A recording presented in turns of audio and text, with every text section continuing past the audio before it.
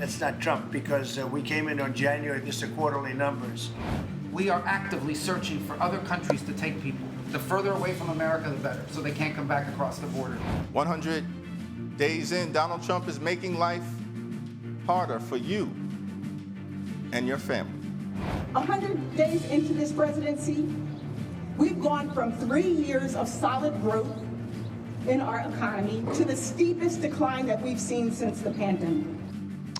Hello, everyone. I'm Major Garrett in Washington. Tonight on America Decides, the president held a cabinet meeting today, coinciding with his administration's week-long first 100 days victory lap. But on this day, day 101, if you're counting at home, and I know you are, the economic numbers, well, they told a different story.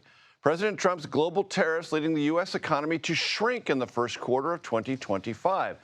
It's the first negative quarter of economic growth here in America since the COVID-19 pandemic. The fall coming as imports rose from companies seeking to avoid new tariffs. Today, the president said, poor numbers, not his fault. You probably saw some numbers today. And I have to start off by saying that's Biden. That's not Trump, because we came in on January. This is quarterly numbers. I want to start tonight with Finn Gomez here with me at the desk and Ed O'Keefe at the White House. Ed, talk to us about the day economically for the White House, trying to frame at best it can what can only be described as disheartening first quarter growth numbers, even compared to what the Treasury Department projected earlier this week, which was a 0.4% growth, 0.4% growth, and we saw a negative print today. Yeah, and I think the caveat with this specific bit of data is that it can be revised every month or every quarter. And so it's going to be subject to review probably a quarter from now. But either way, it's a reported negative economic growth. And because of the husbanding of resources or the anticipation and the bulk buying that's being done now in anticipation of those tariffs, it all signals this has a lot to do with what the president is up to and that companies are taking steps now to avoid further risk. He, of course, tried to spin it as suggesting this is an economy that he's inherited from President Biden. That's going to work for only a little while longer because we're now about more than a quarter into this presidency, basically. And, that's a line that it used to be it was President Obama's fault. Now it's President Biden's fault. We'll see how much longer he goes with that.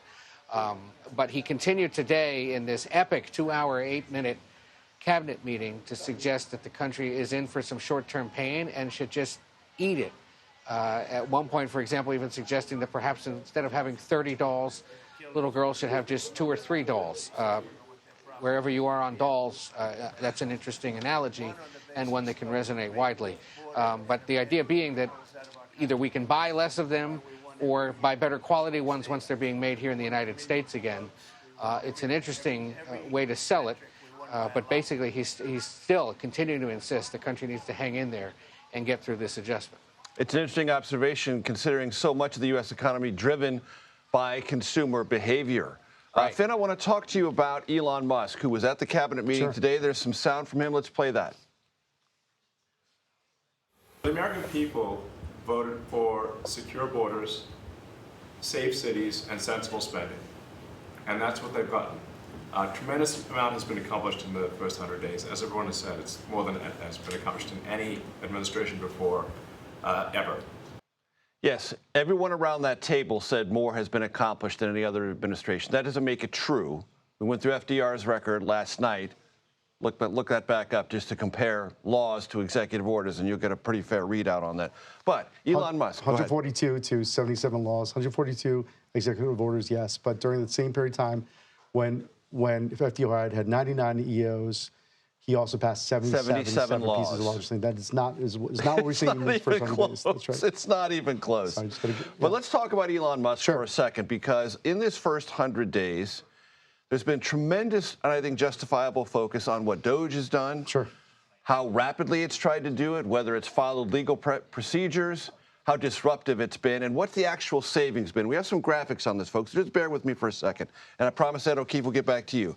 So DOGE has said it has saved $160 billion. Its itemization on its own posting on social media, though, only covers 40% of that, which is $664 billion. All right, so let's put that in some kind of actual budgetary context. Here's how we do that. If we look at the federal budget, that's less than 2% of an annual national budget. And if you think about a family that maybe has a budget of $10,000 a month, that's like saving $200 a month. Let's compare it to the national debt. All right, the national debt is $36 trillion. That's about 0.5% of that. So a family that has $10,000 of debt, that would be like paying down $50. So a lot of noise, a lot of conversation, but in the end, Finn, not all that much savings. It's akin to having this so-called chainsaw diplomacy or a policy, right, from DOGE and Elon Musk, and using more of an X-Acto knife, right? It's like, is that sort of like, in terms of this type of numbers that we're talking about here? But you're right. I mean, like the advertised savings, $160 billion. And again, if you look at that same time period. And by the way, those graphics I just talked about, that gives them full credit for the full $160 billion, whether that's true or not. Exactly. I mean, and look, but if you compare, again, like the same time period, the first 100 days to 2024, $200 billion more, like in spending. Yes, some of this is pre-allocated spending, major. So it's not, it's a little bit, in terms of comparison, it's a little different, but it is. But if you're looking at the amount, it is a proverbial drop in the bucket. It is not this huge expected superlative type of result that was stated early on. And O'Keefe, I promise to come back to you on the North Lawn of the White House. So as you mentioned, the president talked about, it's Biden's economy. He also refers repeatedly to the still unresolved war in Ukraine as a Biden problem that he inherited. Is there news today on a minerals deal between the United States, Trump administration, and Ukraine? Both sides are suggesting, Major, it's close. The the president of Ukraine suggesting this afternoon again that they may do it or be able to do it by tomorrow. Both the Treasury Secretary and then the president signaled they're willing to do it this afternoon. It's an issue of what exactly is in this thing, how firm, if at all, existent are the security guarantees, or is this designed to sort of be an economic agreement that therefore, because of this president and his interests, would ensure that the United States at least remains engaged in the issue. But they could use something like this in this week, frankly, around here to demonstrate progress and forward momentum in the foreign policy space, certainly. So there is eagerness to get it done, and we'll just have to wait into tomorrow whether or not we see any signs of the details of it and whether indeed both sides are willing to sign it. And very quickly, more commentary from the president today about conversations about trade deals, but still nothing on the table from any country. Nothing on the table yet. Earlier this week, it was India and South Korea cited as the two that are closest. That makes sense because they are major Asian economic partners and certainly have big economic interests here in the United States, and we do over there as well. Ed O'Keefe on the North Lawn. Finn Gomez here at the desk with me. Thanks so very much. Administration, as you heard, defending its actions despite the bad economic news. Here was Senior Trade Advisor Peter Navarro talking to reporters earlier today. This was the best negative print, as they say in the trade, for GDP I have ever seen in my life. And you strip out the volatility of inventories in the equation, we actually had about 3% GDP growth. To translate that, I want to turn to CBS News Money Watch correspondent Kelly O'Grady. So please, translate what Peter Navarro was driving at there. So look, he's actually right. When you strip out all of sort of the volatility, I'm calling it right now the tariff noise, if you will, the imports and the exports, we call it core GDP. It's everything that's driving economic activity like spending, investment. That actually did increase 3%. And so what he's saying is like, look, let's take heart. The underlying economy is actually strong. But what was driving that negative piece was a over 40% surge in imports, Major. And what that tells you is the tariffs are making noise here. People, businesses, consumers, they were importing all of these products ahead of the tariff deadline. And so that's what caused that negative dip today. And I've read, Kelly, that some CEOs have shared with the White House, some last week, some in a continuing basis, talking to various financial networks about supply chains beginning to get gummed up a bit and potential shortages of available products if, in fact, the trade standoff specifically with China, but even with other trading partners, continues deep into the summer. That's right. I mean, you're hearing that from those retailers that went to the White House, Target, Walmart, saying, hey, we might have some empty shelves soon. You're also hearing companies that rely a lot on imports from China that they're canceling their orders. And so think about sort of play that out, back to school, holiday shopping, what does that mean for those goods we're going to buy? I think where I put it all together, right, is what happens to GDP going forward if that combined with a slowing in consumer spending? You and I talk about consumer sentiment all the time. What happens if, okay, the import problem goes away? Peter Navarro said, hey, this is just sort of a one-time thing. Maybe we resolve that, but we see slowing consumer spending and we see empty shelves where consumers can't even go and buy goods. That's where you're going to have more of a long-term problem with GDP. And what did we hear today about inflation? This was a bright spot. PCE inflation, this was or is the Fed's preferred gauge of inflation. Last month, it was 2.7%. Now it's 2.3%. That is progress towards the Fed's 2% goal. But Major, there is such a disconnect on what is currently happening in the economy and what could be coming. And that's sort of the big thing. Great, inflation is moving in the right direction now, but what impact will these tariff price increases have?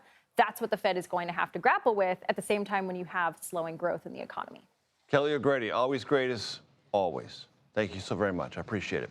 Hispanic voters helped President Trump retake the White House, but now their support, well, it appears to be on decline. A look at the potential reasons why, next, right here on America Decides.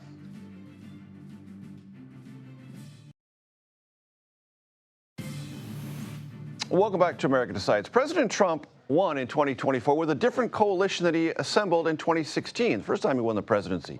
There were more Hispanic voters the second time around. But a new poll we're going to talk about in a second shows a majority of his support among that key voting bloc might actually be in decline. According to a Unitas poll, 60% of Latinos in the United States believe the country is currently headed in the wrong direction. And of those who believe that, 70% hold President Trump and his administration responsible. We'll get into more of those numbers in a second. First, I want to talk to Nydia Cavazos, who joins us from Los Angeles and spoke to voters in California, Hispanic voters in particular. Nydia, what did you learn?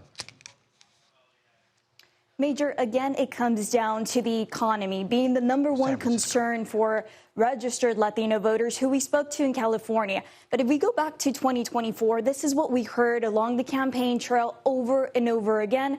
Across the country, across battleground states, it was the economy. They were not satisfied with the state of how they were doing economically speaking. And so they were turning out to President Trump. And it is this key electorate that essentially helped propel Trump to victory. But when we approached the 100-day mark of the Trump administration, we went out to the streets and we talked to Latino voters. And this is what they had to say in terms of how they're feeling economically speaking. Let's listen to them.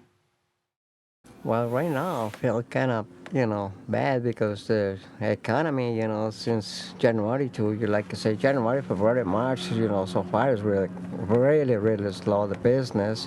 In November 2024, did you feel that President Trump was going to do good for the economy? Well, everybody, that's the way they was thinking, But since, he's going in the chair, everything's changed a lot to me.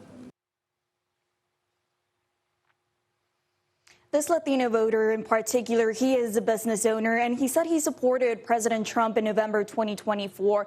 But as we're approaching May, he spoke about Cinco de Mayo, how we're approaching Cinco de Mayo. And typically what this means is that it represents an opportunity for the month of April to be a month of high profits for his business, given that he sells Mexican goods and party favors. But this time around, he says it's not only the fact that people are not willing to spend. His clients are also telling him that if they're not necessarily willing to go out and about and risk being out and about, because there is a wide sense of fear over being caught up in an immigration raid or deportations. And so we're also seeing the ripple effects of what's going on with the administration in terms of executive actions dealing with immigration, dealing with economic issues here in the Latino community in California.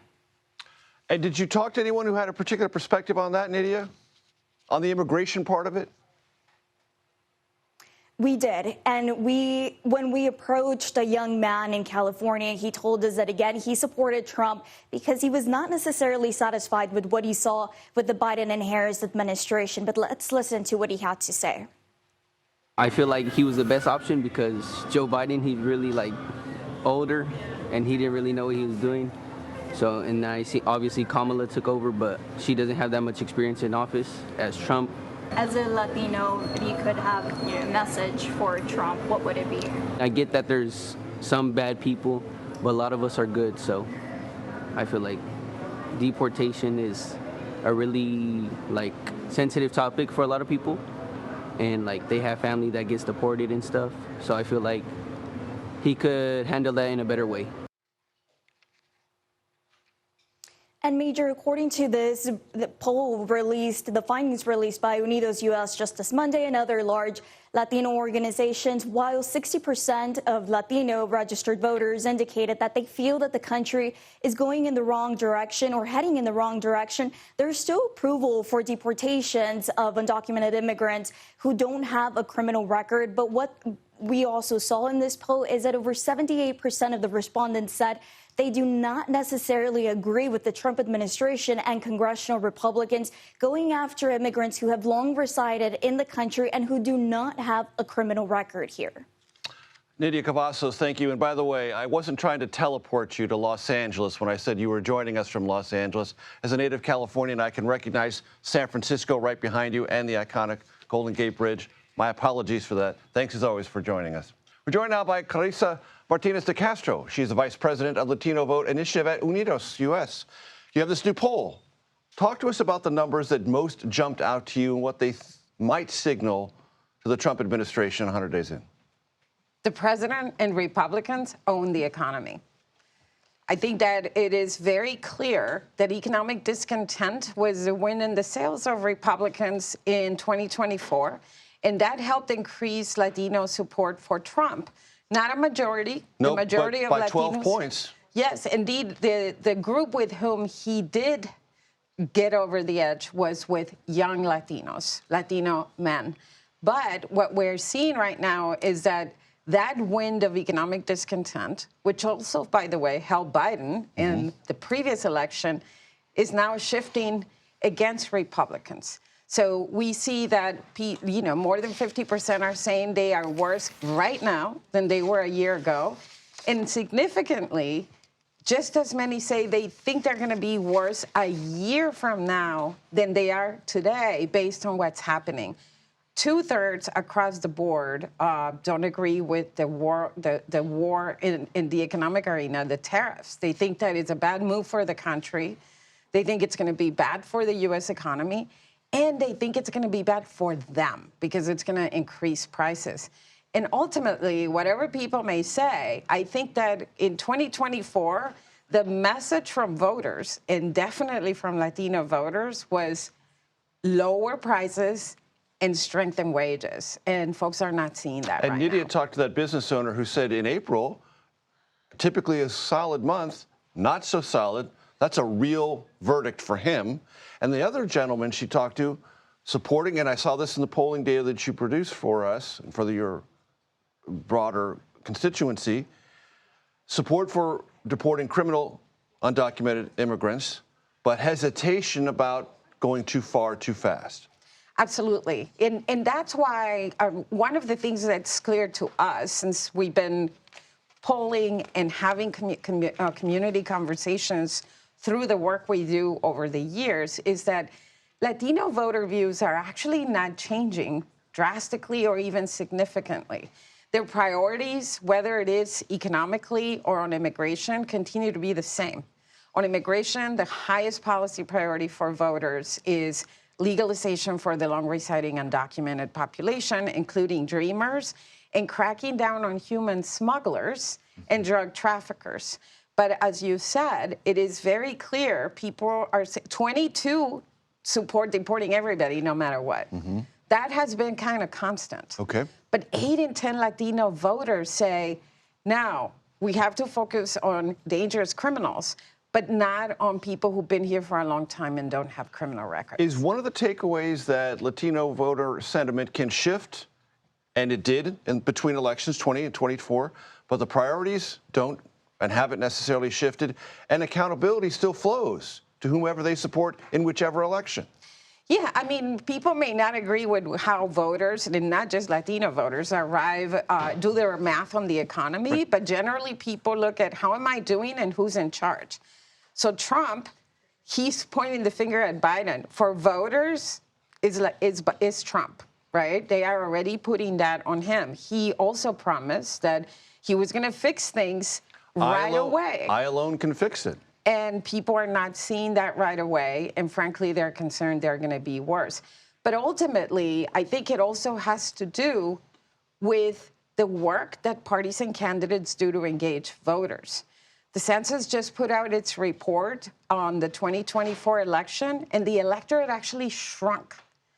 And Latinos, because we are a young population, we are always going to increase. But the Latino increase is the lowest in over 2 decades.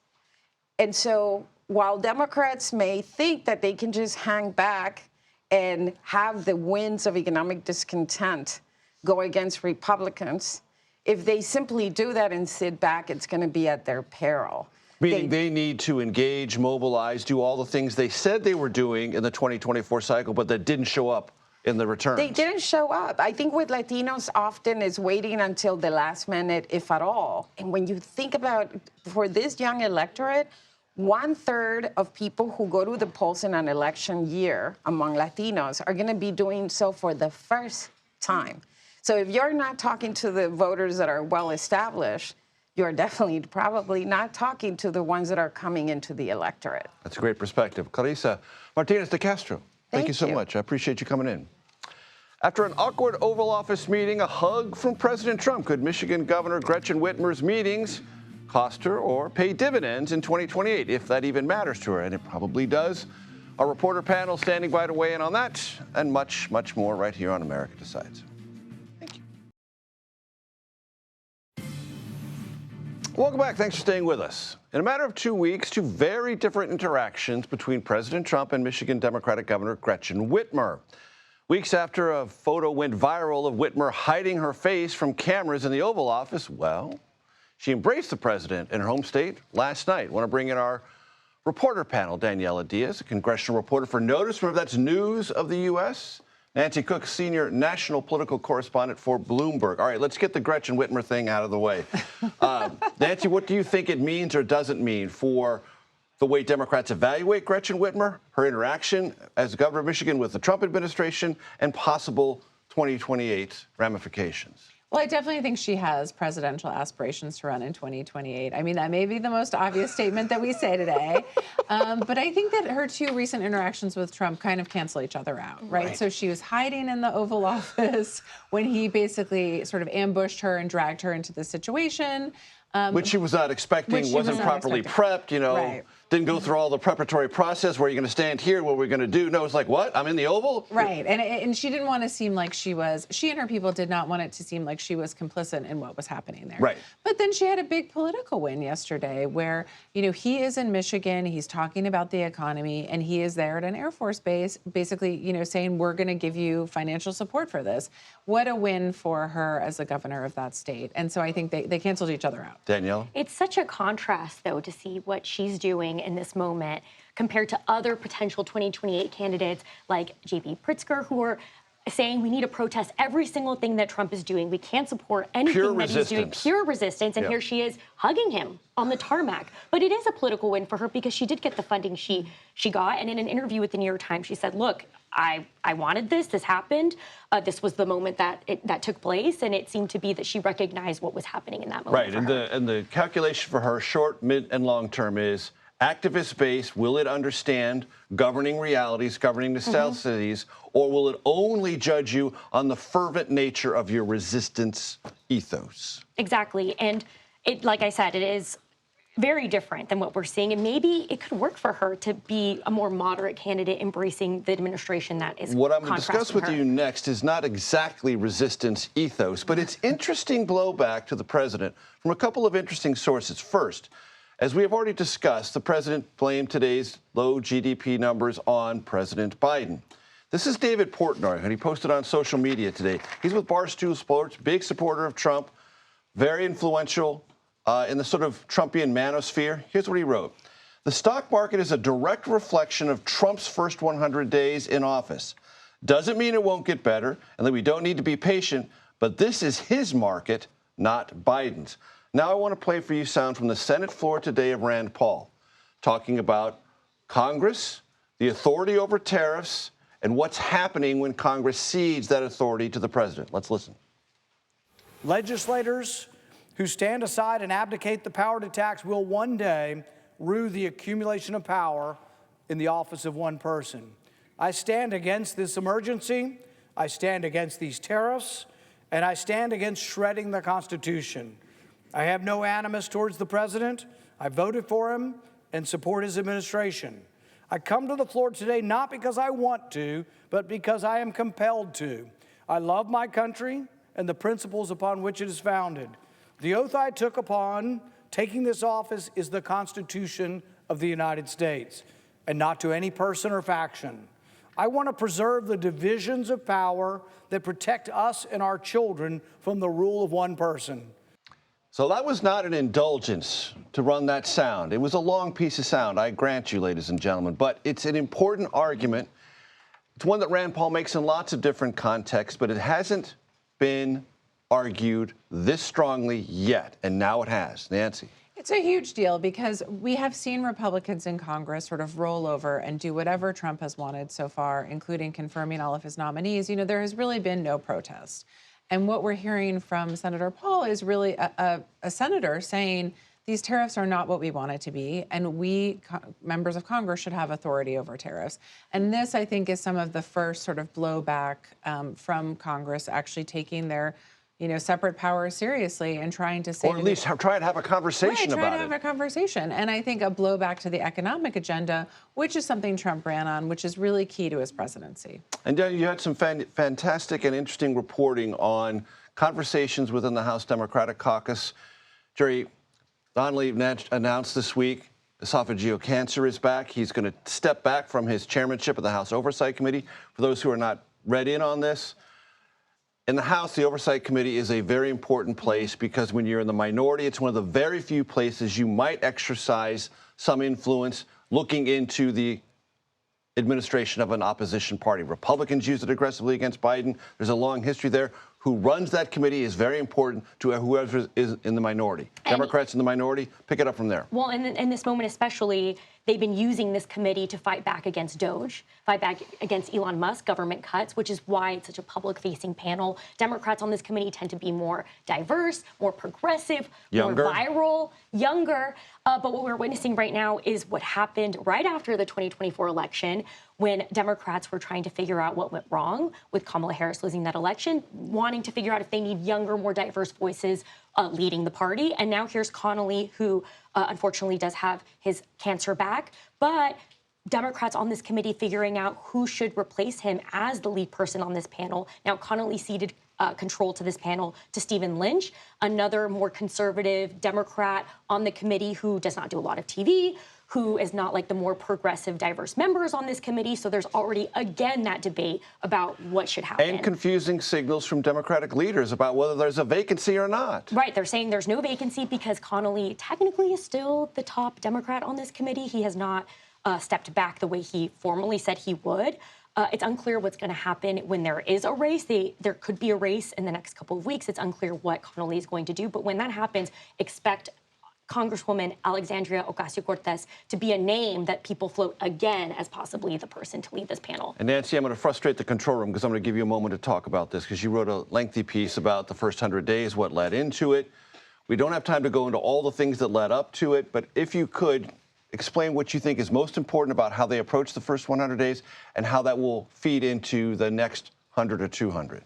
So just quickly, I mean, the reason that they were able to move at such a breakneck speed these first 100 days on executive orders and all these other things is that they really planned it way far in advance. Almost for 4 years. Almost for 4 years. As soon as they were out of power in exile, even though it seemed like Trump was down and out, they really started planning it. And I think the challenge for them for the next 100 days and just moving forward is actually implementing all these things. You know, do they actually have the staff at the agencies and the policy know-how to get all these things done?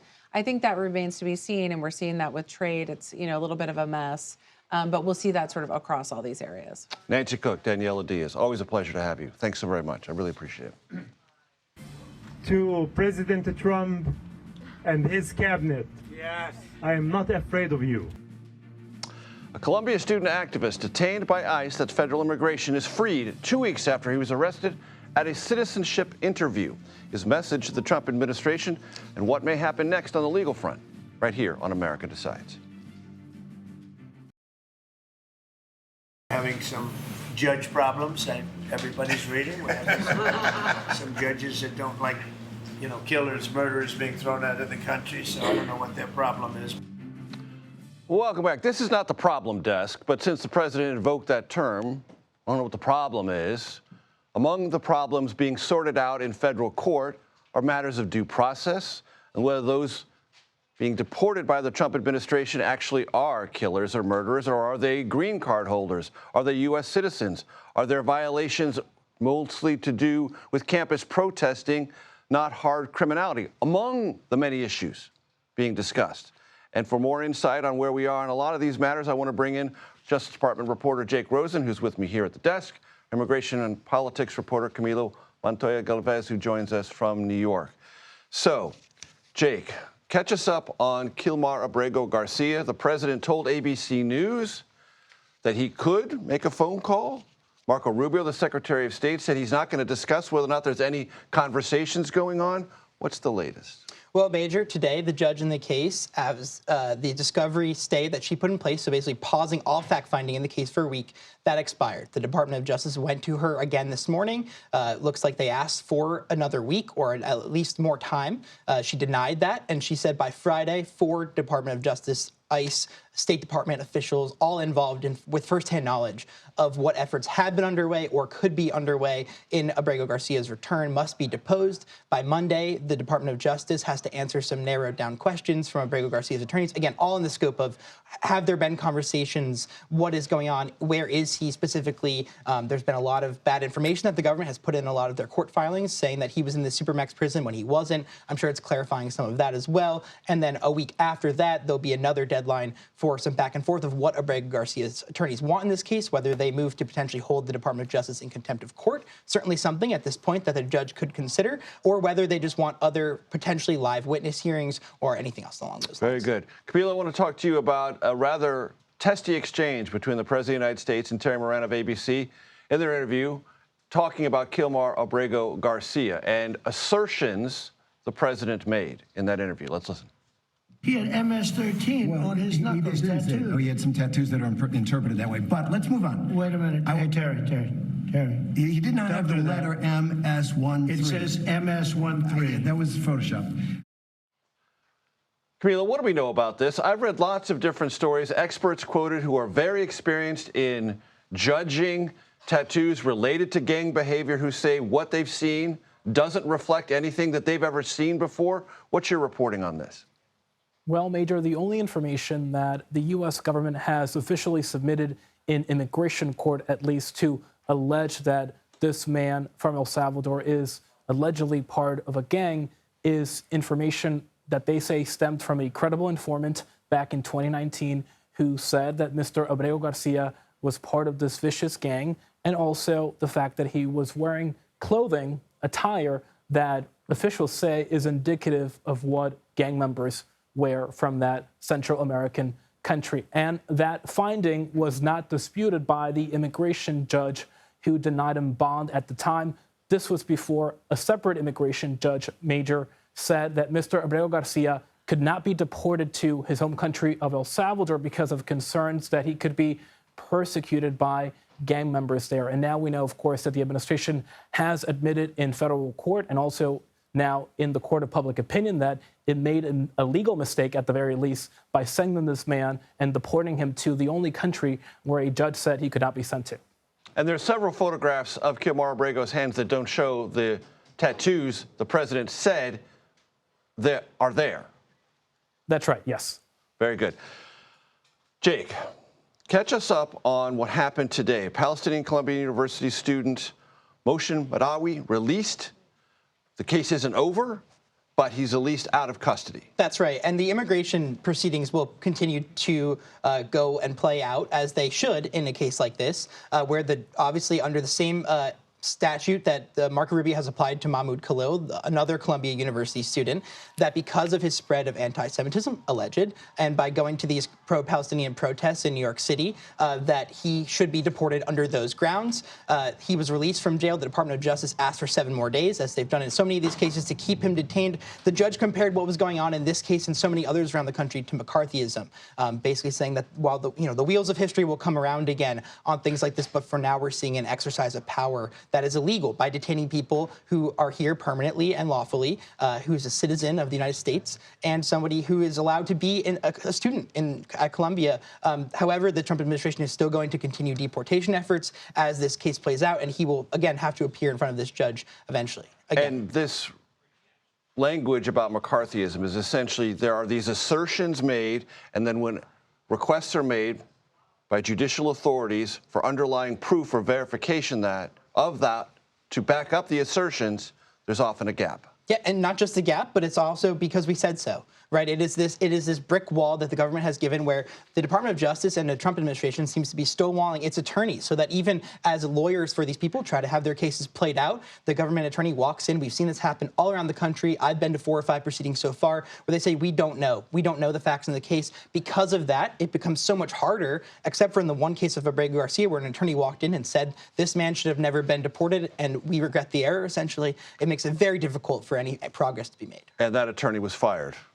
Or at least placed on administrative leave. Administrative leave, exactly. They keep saying he was fired, but anyway, that's important. Jake Rose and Camila Montoya Galvez in New York, thank you so very much for your assistance. I appreciate it.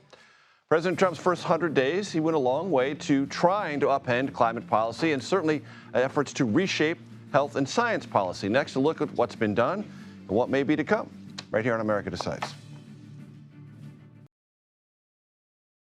We need smart kids in this country, and we need healthy kids, and thank you for your leadership. We're going to get there.